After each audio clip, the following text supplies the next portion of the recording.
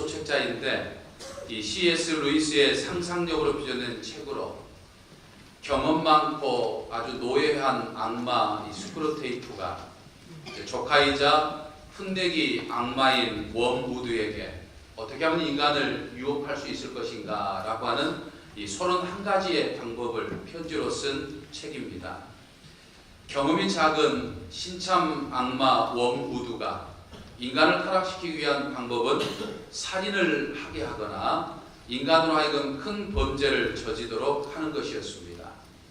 다시 말해서 경험이 저는 이 신참 악마 웜우드는 인간으로 하여금 흉악한 범죄를 저지도록 유혹하는 것이 인간을 타락하게 하는 길이다 이렇게 생각을 했었습니다.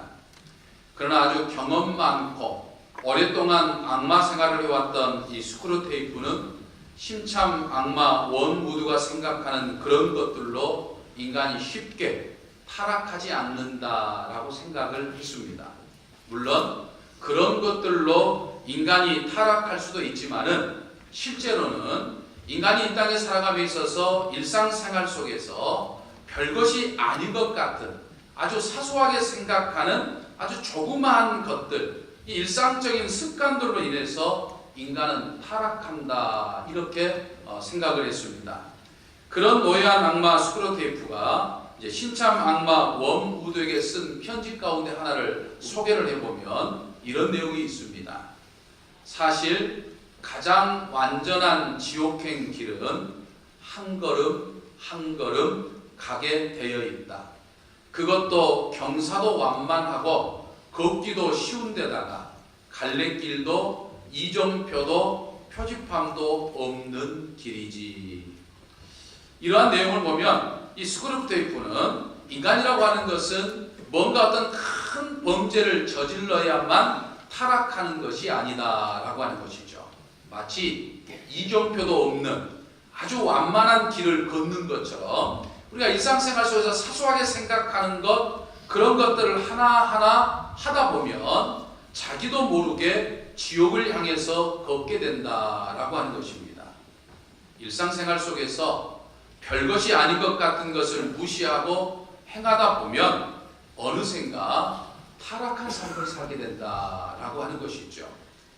이 노예한 악마 스크루테이프의 말은 오늘 우리 그리스도인들에게 시사한 바가 크다라고 하는 것을 우리는 생각해 볼 수 있겠습니다.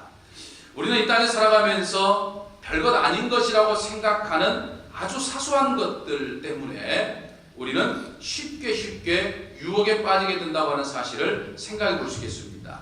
그렇기 때문에 우리는 일상생활 속에서 아주 작은 것이라도 별거 아닌 것이라고 생각하는 것이라도 또는 사소한 것이라도 조심해야 한다고 하는 것을 생각해 볼 수 있겠습니다. 하나님이 늘 내 삶을 보고 계신다고 하는 것을 생각하고 하나님이 내가 하나님 앞에 서 있다고 하는 이 호람대오 신앙을 가지고 아주 작은 것이라도 사소한 것이라도 소홀함이 있어서는 안 된다라고 하는 사실이죠. 사랑하는 성도 여러분, 우리는 매주일 하나님께 이렇게 지금 주일 예배를 이 모습으로 드리고 있습니다. 사실 우리가 매주 드리는 이 주일 예배는 조금의 차이, 약간의 차이는 있을 수 있지만은 1년 52주 또 평생 동안 똑같이 반복되게 하나님 앞에 늘 예배를 드립니다. 그래서 우리는 오늘 예배를 드리지 못하면 오늘 여러 가지 이유가 있으니까 여러 가지 사정이 있으니까 오늘 주일 예배를 드리지 못한다 하더라도 다음 주 드릴 수 있다고 생각을 합니다. 다음 주도 똑같은 예배가 반복되니까 다음 주도 예배를 드릴 수 있으면 예배를 드리면 되지 라고 생각하고 주일 예배 드리는 것을 쉽게 생각한다라고 하는 거죠. 그러나 그런 생각이 우리를 유혹에 빠지게 할 수 있다라고 하는 사실을 우리는 생각해 봐야 합니다. 오늘 한 주 예배 빠지는 것이 별것 아니라고 대수롭지 않게 생각한다면 결국 그것이 우리로 하여금 시험에 들게 하고 결국 악마의 유혹에 넘어갈 수 있게 만든다라고 하는 사실입니다. 제가 하나의 예를 들었습니다만 이것이 노예한 악마 스크루테이프가 신참 악마 웜우드에게 하는 이야기입니다. 아무것도 아닌 것 같은 것, 별것 아닌 것 같은 것, 그런 걸 하다 보면 서서히 우리들이 사단의 유혹에 빠지게 되고 결국에는 지옥을 향해서 걸어가게 되는 것이다 라고 하는 것을 이야기합니다. 그러므로 사랑하는 성도 여러분, 이번 한 주도 여러분의 각자의 삶의 자리에서 신앙의 삶을 살다가 별것 아닌 것 같은 것일지라도 정말 하나님 앞에 신실하고 최선을 다해서 사는 저와 여러분이 되시기를 주님의 이름으로 간절히 축원합니다. 창세기에 나타난 이 아브라함의 계보를 우리가 보면요, 재미있는 사실 한 가지를 우리는 발견할 수 있습니다. 그것은 아브라함부터 시작해서 아브라함의 5대 자손까지 계속해서 장자가 받아야 할 축복을 장자가 아닌 차자가 받았다라고 하는 사실입니다. 여러분, 이스라엘 민족에 있어서는요, 장자권이라고 하는 것은 대단히 중요합니다. 그러니까 제일 큰 아들, 하나님 앞에 드려진 장자는 대단히 중요한 존재다. 아버지의 뒤를 이은 한 가정의 가장이 될 수 있는 아주 중요한 자리였습니다. 그러니까 이스라엘 민족처럼 이 장자권을 중시하는 나라는 드뭅니다. 우리나라도 예전에는 이 장자, 이 큰 아들에게 대해서 많은 비중을 가지고 있었지만은 이스라엘 민족은 우리나라보다 더하면 더했지 결코 덜하지 않았습니다. 근데 그런 문화적인 전통을 가진 이스라엘 민족의 역사에 있어서 이 아브라함부터 아브라함의 자손 5대까지 하나님의 복을 상징하는 이 장자의 축복권이 장자가 아닌 차자에게 이어졌다고 하는 것은 아주 관심 있게 봐야 할 부분이라고 하는 사실을 우리는 생각해 봐야 합니다. 여러분, 아브라함의 장자가 누구입니까? 아브라함의 장자는 이스마엘입니다. 비록 정실 부인이 아닌 하녀에게서 난 자식이라 할지라도 아브라함의 장자는, 아브라함의 제일 큰 아들은, 아브라함의 처음 자식은 이스마엘입니다. 그런데 장자의 복은 이스마엘이 받지 않고 차자인 이삭이 받았죠. 그럼 이삭의 장자는 누굽니까? 에서입니다. 그런데 장자의 복은 차자인 야곱이 받았죠. 야곱의 장자는 또 누굽니까? 루벤이죠. 그런데 이 루벤이 받아야 할 장자의 복은 야곱의 12아들 중에 11번째 아들인 요셉이 받았습니다. 여러분, 요셉의 장자는 누굽니까? 므낫세이죠. 근데 장자의 복은 차자인 에브라임이 받았습니다. 그러니까 아브라함부터 5대까지 이르기까지 모든 장자의 복을 장자가 아닌 차자가 받았다라고 하는 것이죠. 여러분, 이런 기가 막힌 우연이 어디에 있겠습니까? 저는 이 기가 막힌 우연 속에 하나님의 뜻이 있다고 저는 생각을 했습니다. 그래서 말씀을 준비하면서 이 창세기를 다시 한번 1장부터 50장까지 쭉 정독을 했습니다. 정독한 결과 이 장자가 받아야 할 복을 차자가 받을 수밖에 없었던 몇 가지 중요한 사실을 깨달아 볼 수 있었고, 그 중에서도 그 몇 가지 사실 가운데서도 공통적으로 한 가지 사실이 있었음을 저는 깨달아 보았습니다. 장자가 아닌 차자가 장자권을 받았던 것은 이 장자보다는 차자들의 삶이 오늘 현재라고 하는 삶보다는 내일 그리고 미래 앞으로의 삶에 대해서 더 지대한 관심을 가지고 있었다라고 하는 사실입니다. 감이 잡히시는가요? 안 오십니까 아직? 그러면 한번 하나하나 살펴보도록 하겠습니다. 먼저 이 아브라함의 두 아들 이스마엘과 이삭의 경우를 한번 살펴보면, 여러분, 하나님께서 아브라함에게 주신 여러 가지 복들 가운데 대표적인 복 하나가 이 자손의 번성이었습니다. 내 자손을 창대하게 해주겠다라고 약속해 주셨죠. 그 약속이 창세기 12장 2절에서도 15장 5절에서도 언급되어 있습니다. 하늘의 무별처럼 바다의 모래알처럼 내 자손을 창대하게 해주겠다라고 하나님께서 그렇게 약속하셨죠. 그런데 10년이 지나도록 아내 사라에게서 그토록 기다리는 자식이 태어나지를 않습니다. 그래서 결국 하나님의 약속을 기다리지 못한 아브라함과 사라는 어떤 방법을 택했습니까? 사라의 몸종인 젊은 하갈을 통해서 아들을 낳았습니다. 그 아들이 바로 이스마엘이었습니다. 그러니까 아브라함의 장자로 태어난 이스마엘은 하나님의 약속, 하나님이 주시겠다고 하는 내일의 약속을 믿지 않고 오늘 현재 지금을 위해서 인간적인 방법을 통해서 얻은 아들이었습니다. 다시 말하면 하나님의 약속을 믿지 못했던 불의함을 통해서 얻은 아들이 장자 이스마엘이었다라고 하는 것이죠. 그러나 이삭은 하나님께서 미래에 주실 아들로 약속의 표징이었죠. 결국 하나님은 현재에 안주하여서 오늘을 바라보면서 인간적인 방법을 통해서 얻었던 이스마엘이 아니라 미래에 주어질 약속으로서 태어난 이삭에게 장자의 축복권을 이어주는 것을 볼 수 있습니다. 다음으로 이삭의 두 아들 에서와 야곱의 경우를 보면 오늘 이 본문 말씀을 우리는 주의 깊게 읽어봐야 합니다.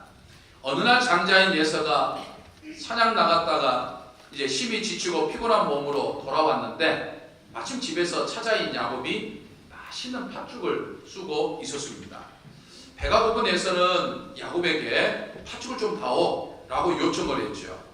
근데 형의 요청을 들었더니 동생 야곱이 참 허무맹랑한 제안을 한다를 합니다. 어떤 제안입니까? 내가 지금 쏜 이 팥죽, 이 맛있는 팥죽을 형에게 줄 테니까 그럼 형이 받을 장자의 축복권을 나에게 넘겨라 라고 그렇게 딜을 합니다. 죽하고 장자의 축복하고 지금 바꾸자는 거예요. 근데 어떻게 됐습니까? 배고픈 에서는 죽 한 그릇 때문에 장차 자신이 누려야 하고 자신이 가져야 하고 아버지의 뒤를 이어서 한 가문의 가장이 되어야 할 이 장자의 축복권을 동생 야곱에게 그냥 넘겨버립니다. 그러니까 에서는 미래에 내가 누려야 할 것보다는 지금 당장 내 눈앞에 있는 이 현재의 배부름을 지금 택한 거죠. 그래서 예수의 별명이 붉은 팥죽을 연상하게 되는 이 붓다, 붉다라고 하는 뜻을 가지고 있는 이 에돔이 되었죠. 근데 이 얄밉도록 연약한 야곱은 현재 이 배부름보다는 내일의 복, 앞으로 미래에 받게 될 보장되어 있는 이 장자의 축복권을 사모하였습니다. 그래서 자신이 맛있게 먹고자 쑤었던 죽을 기꺼이 형에게 넘겨줍니다. 오늘 배부름보다는 미래를 위한 삶을 지금 선택하고 있었던 거예요. 다음으로 야곱의 아들들 우리가 살펴보면 야곱에는 12아들이 있었는데 그 중에 가장 먼저 태어났던 장자가 루벤이었습니다. 근데 이 장자의 축복권이 첫 번째 아들인 루벤이 아니고 11번째 아들인 요셉에게로 넘어갑니다. 창세기 49장 4절을 보면 루벤은 장자임에도 불구하고 자기 아버지의 첩과 간통을 하는 죄를 짓게 됩니다. 미래 한 가문의 가장으로서 누리게 될 장자로서의 어떤 삶보다는 자기 현재의 지금 정욕에 묻혀버린 거예요. 내일의 삶을 준비하기보다는 지금의 쾌락에, 육신의 쾌락에 빠져버린 겁니다. 결국 루벤이 받아야 할 장자의 복은 내일을 꿈꾸며 살았던 요셉에게로 넘어가게 된 거죠.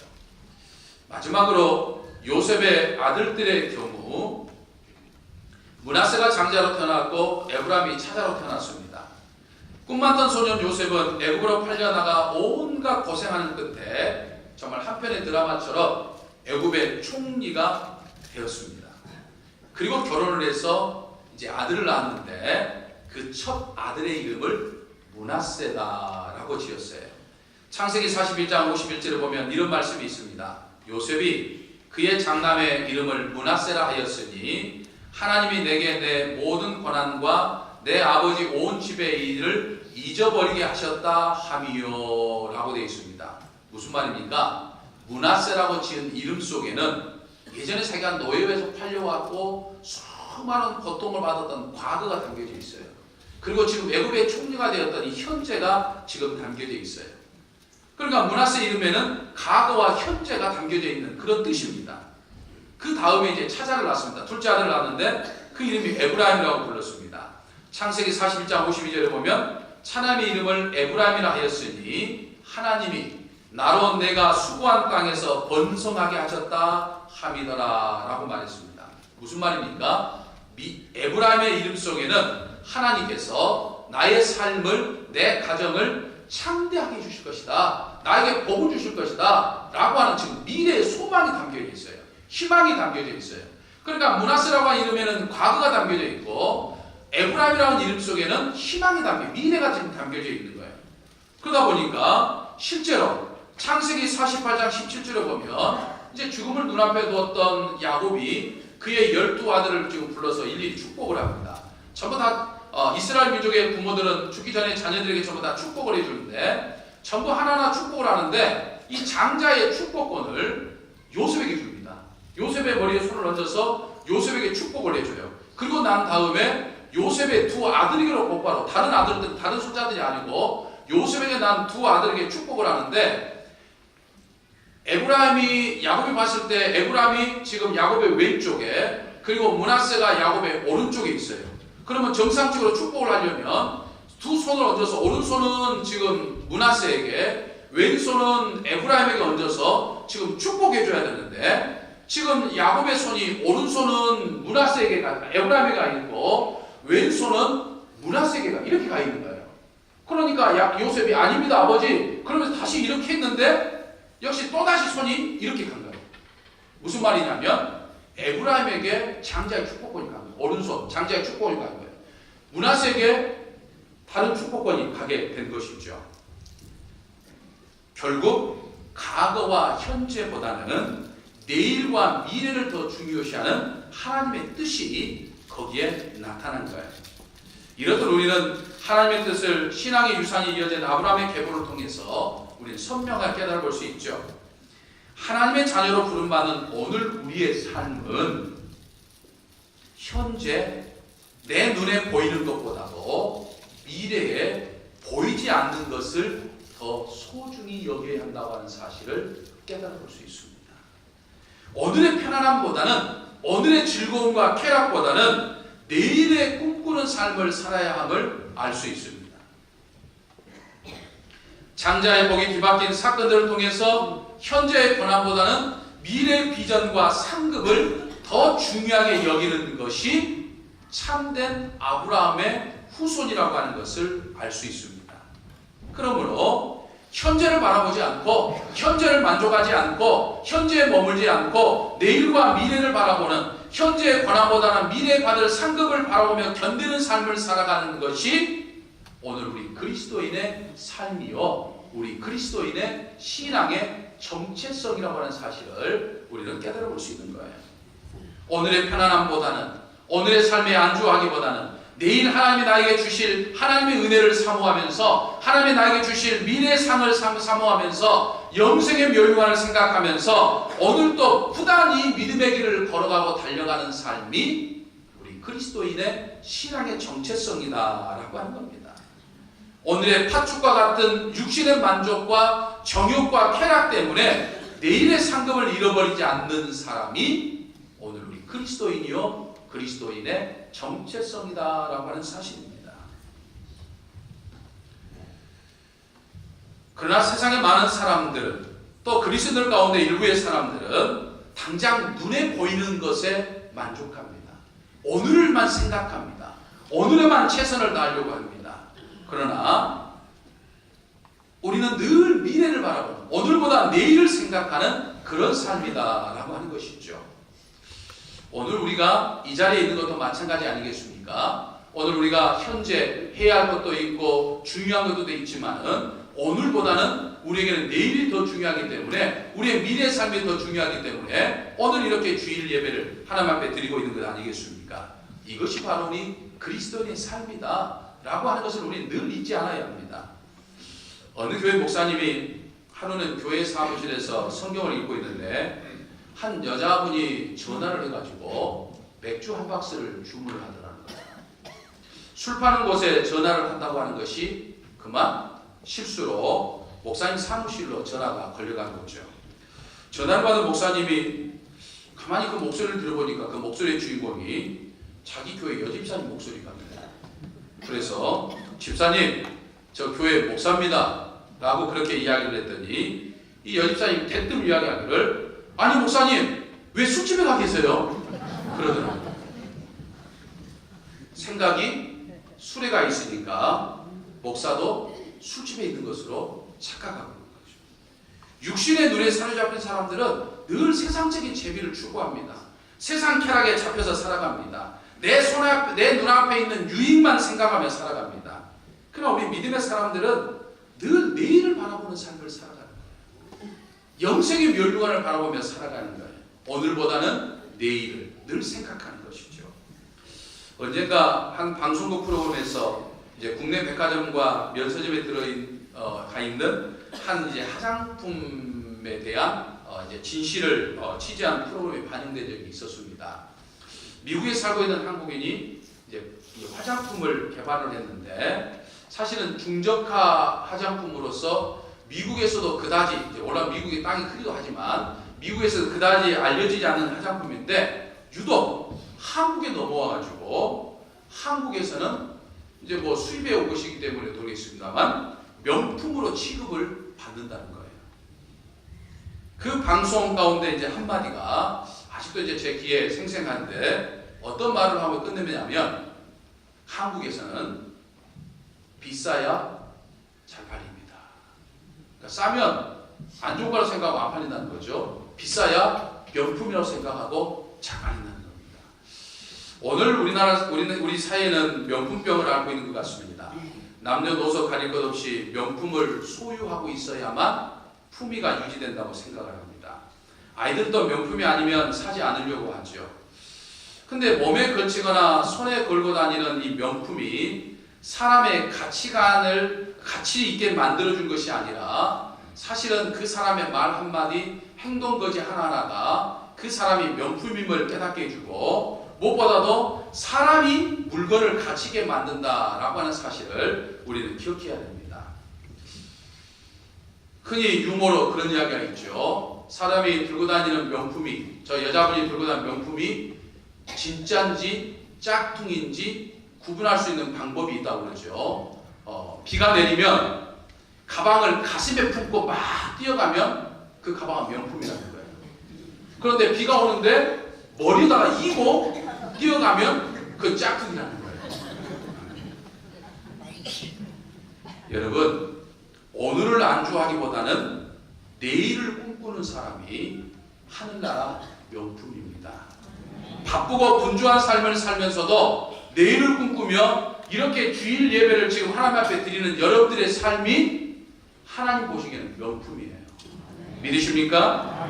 그러면 우리는 세상에 살면서 명품을 들고 다니기 소망하기보다는 내일의 명품 인생이 되어야 되는 것이고 하늘나라 명품이 되어야 되는 것이고 하나님의 명품이 되는 삶을 우리가 살아야 한다라고 하는 사실입니다.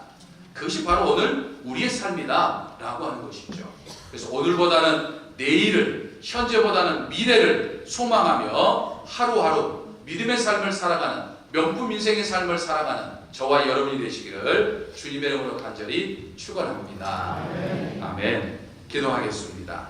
사랑의 아버지 하나님, 저희로 하여금 오늘의 편안함과 즐거움에 안주하기보다는 내일과 미래를 바라보는 삶을 살아가게 하여 주옵소서. 현재 고난에 실망하기보다는 장차 미래에 받을 위로와 상급을 바라보면서 현재의 고난을 이기며 살아가게 하여 주옵소서. 마치 파축과 같은 육신의 만족과 정욕과 쾌락 때문에 내일의 상급을 잃어버리지 않도록 저희들을 이끄시고 인도하여 주시옵소서. 예수님의 이름으로 기도하옵나이다. 아멘.